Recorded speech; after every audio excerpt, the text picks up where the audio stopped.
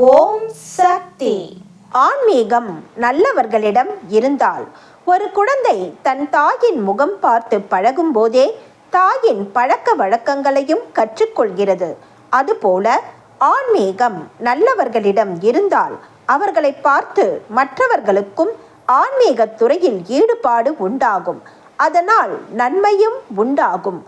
ஆன்மீகத்தில் எப்போதும் சுறுசுறுப்பாக இருக்க வேண்டும். எத்தனை விஞ்ஞானம் வளர்ந்தென்ன, எத்தனை பெரியவர்களிடம் போனால்தான் என்ன, எத்தனை ஆலயம் சுற்றினால்தான் என்ன, எத்தனை நல்ல காரியம் செய்தால்தான் என்ன. துன்பம் என்று வரும்போது கோயில் சிலை உடனே கை கொடுத்து காப்பாற்றி விடுவதில்லை. அதற்கு பதிலாக தியானம், தொண்டு, தர்மம் இவற்றை மேற்கொண்டு வாழ்வது சிறப்பு. இவைதான் சிறந்த பலன் தரும். அன்னையின் அருள்வாக்கு. என்னுடைய அருள்வாக்கு என்ற பாத்திரத்தை பயன்படுத்தி எதிர்கால வாழ்வினை அமைத்துக் கொள்ள வேண்டும். எல்லோருக்கும் பகிர்ந்தளிக்க வேண்டும். அன்னையின் அருள்வாக்கு.